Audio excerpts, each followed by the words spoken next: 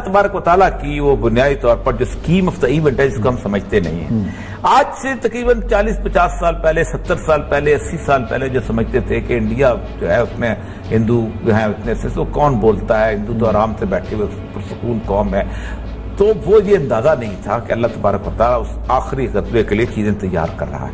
और उसमें 1925 में जिस वक्त ये बनी है हिंदुत्व, तो कुछ सोच सकता था कि इतने से चंद लोग जो नागपुर में ट्रेनिंग ले रहे हैं वो एक दिन भारत में इलेक्शन जीत जाएंगे और उनको कोई हराने के काबिल नहीं होगा। अगर इस वक्त इंडिया और पाकिस्तान की लड़ाई होती है, हम सिंध में बसते हैं, तो हमारी तबाही आ जाएगी। अच्छा। और चीन की तबाही। फिर इंडिया के अंदर सबसे बड़ी बात यह है कि जिस जगह पे इंडिया लड़ना चाहता है चाइना के साथ, दो जगह हैं। एक है उसकी आसाम की जिसे चिकन नेक कहते हैं और दूसरा है इसका लद्दाख की। नाज़रीन, लद्दाख में भारत और चीन के दरमियान झड़प ने पूरी आलमी दुनिया की तवज्जो हासिल कर रखी है। दोनों मुल्कों के दरमियान कशीदगी है और आज दोनों मुल्कों के वज़ीर ख़ारजा का आपस में राब्ता हुआ है।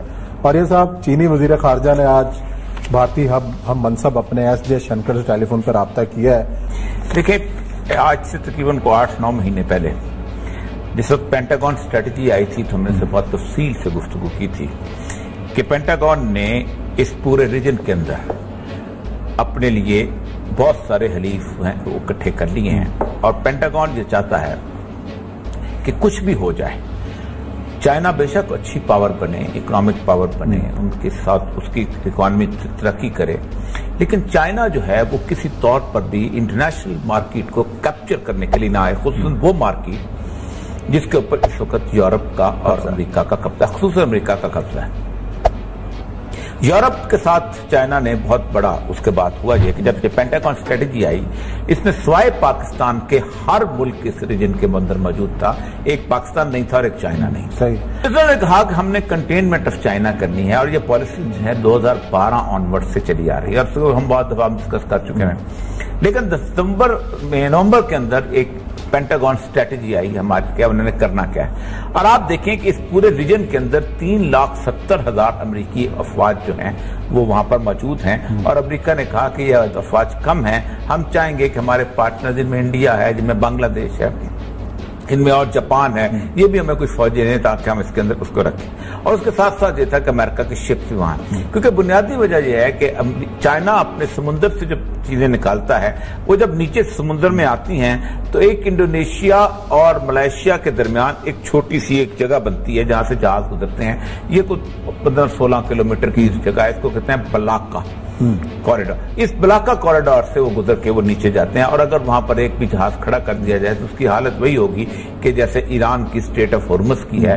कि उस स्टेट ऑफ हुर्मुज़ पे अगर एक जहाज खड़ा हो जाए तो फिर यूएई हो, कतर हो, यमन हो, ब्लॉकेज हो जाती है फिर। और गवादर की खूबी ये है कि गवादर उस ब्लॉकेज से बाहर है, गवादर खुले सी में। गवादर की दूसरी बड़ी खूबी यह है कि गवादर दुनिया की वाहिद नेचुरल पोर्ट है।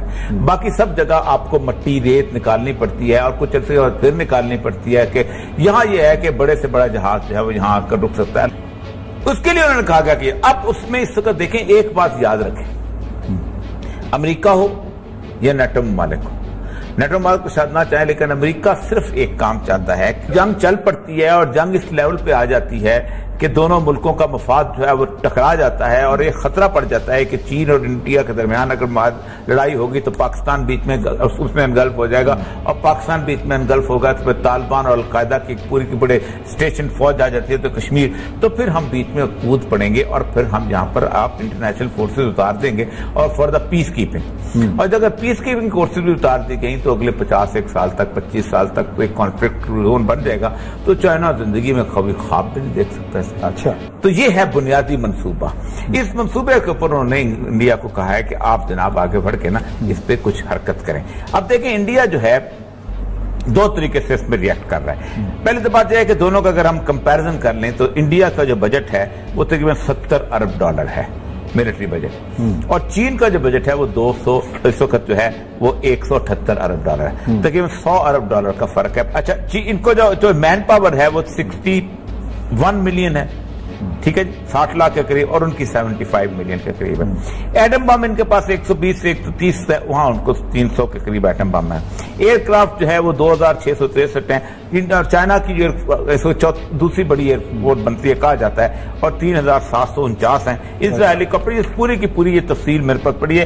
دوسری چیز یہ ہے کہ چائنا کے اندر کوئی کانفلکٹ زون نہیں ہے، ایک بنانے کی کوشش کی گئی، اور یہ جو بھارتی جنتا پارٹی میں آ گیا کہ اس خفیہ رپورٹ کے تحت انہوں نے کشمیر سے اپنے انٹیلیجنس آفیسر کو نکال کے چائنا میں ڈالا تھا، اور یہ سارا انڈیا نہیں مار کے اوپر تھا۔ تو اس کا مطلب یہ ہے کہ وہ معاملہ بھی وہاں خراب ہو جائے، چائنا میں کوئی ایسی اپ رائزنگ والی کیفیت نہیں ہے۔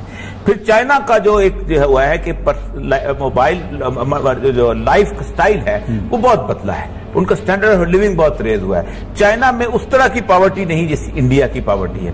پھر انڈیا کے اندر سب سے بڑی بات یہ ہے کہ جس جگہ پہ انڈیا لڑنا چاہتا ہے چائنا کے ساتھ، دو جگہ ہیں، ایک ہے اس کی آسام کی جسے چکن نیک کہتے ہیں، اور دوسرا ہے اس کا لداخ کی۔ چکن نیک کو کہتے ہیں سلگری کوریڈور، وہ ہے بیسیکلی نیپال، بنگلہ دیش، بھوٹان، اور اس کے بعد اس کے علاقے کے درمیان ایک باریک سی پٹی بنتی ہے، آپ اوپر جائیں نا تو وہ پٹی کو 24 کلومیٹر کی پٹی ہے، اور اس 24 کلومیٹر کی پٹی کو اگر بند کر دیا جائے تو انڈیا کی 7 ریاستیں ایسی ہیں جو انڈیا سے کٹ جائیں۔ لیکن یہ جو سارے جو اعداد شمار ہیں ارد گرد کے بھارت کے جو تمام ملک ہیں بھارت کے خلاف، اچھا اب ہوا یہ ہے کہ جب انڈیا نے پنگے لینے شروع کیے، ہوا یہ ہے کہ انڈیا صرف وہاں پر جا کے تو وہاں اپنی کارروائی آگے کرنا، کیونکہ ظاہر بات ہے انڈیا سڑک بنائی اس نے نیپال میں جا کے جس میں رولا مچا۔ نیپال کے تو وہ والا تھا نا، وہ کیا نام ہے بڑی فیمس جو ہے کالا پانی۔ انڈیا کے اندر جو جن لوگ ہیں جو ان کے جو ہندوتوا کے خاص وہ ہیں، وہ سمجھتے یہ ہیں کہ یہ اب وہ جنگ آ چکی ہے کہ جس جنگ کا ہم سے کبھی وعدہ کیا گیا، اور یہ وہ جنگ ہے جس میں ہنومان جی بھی آئیں گے، اور یہ جس میں گنیش بھی آئیں گے، اور یہ جنگ ہے جس میں سارے اوتار اتریں گے، یہ اوتار ہمارے ساتھ مدد کریں گے اور ہم اپنی سرزمین کو پاک کر لیں گے۔ ایک میں اللہ تبارک و تعالیٰ کی وہ بنیادی طور پر جو اسکیم آف دا ایونٹ ہے جس کو ہم سمجھتے نہیں ہیں، آج سے تقریباً 40-50 سال پہلے، 70 سال پہلے، 80 سال پہلے جو سمجھتے تھے کہ انڈیا جو ہے اس میں ہندو جو ہے اتنے سے کون بولتا ہے، ہندو تو آرام سے بیٹھے ہوئے پرسکون قوم ہے، تو وہ یہ اندازہ نہیں تھا کہ اللہ تبارک و تعالیٰ اس آخری غزوے کے لیے چیزیں تیار کر رہا ہے۔ اور اس میں 1925 میں جس وقت یہ بنی ہے ہندوتوا، تو کوئی سوچ سکتا تھا اتنے سے چند لوگ جو ناگپور میں ٹریننگ لے رہے ہیں وہ ایک دن بھارت میں الیکشن جیت جائیں گے اور ان کو کوئی ہرانے کے قابل نہیں ہوگا۔ اسی طرح پاکستان کے اندر ایک کیفیت ایسی بن جائے گی۔ کوئی سوچ سکتا تھا کہ 1947 کے اندر خاص طور پر ریڈ کلف جو ہے وہ کشمیر کو انڈیا کے حوالے کر جائے گا، اور کچھ نہیں تو پٹھان کوٹ ادھر راستہ نہ ملے، اگر پٹھان کوٹ نہ دیا ہوتا تو آج اس وقت کشمیر ہمارے پاس ہے، کشمیر بھی ہمارے ساتھ ہوتا۔ تو یہ ساری اسکیم آف دا ایونٹ جو ہے اس مالک کائنات جو ہے وہ بن رہا تھا۔ اس تقدیر کے ایونٹ میں ہونا کیا ہے میں آخر بتا دوں، اس نے پاکستان کو بہت ہوشیار رہنا چاہیے، اور اس جنگ سے بالکل دور رہنا چاہیے، دور رہنا چاہیے، بالکل دور رہنا۔ اس کی ایک وجہ، اور اگر جنگ مسلط ہو گئی، نہیں مسلط 10 دن میں جو لائن آف کنٹرول بس اس کی ایک وجہ یہ ہے کہ میں یہ سمجھتا ہوں جو رسول اللہ علیہ وسلم کی حدیث ہیں کہ خراب السند من الہند و خراب الہند من السند، کہ اگر اس وقت انڈیا اور پاکستان کی لڑائی ہوتی ہے، ہم سندھ میں بستے ہیں تو ہماری تباہی آ جائے۔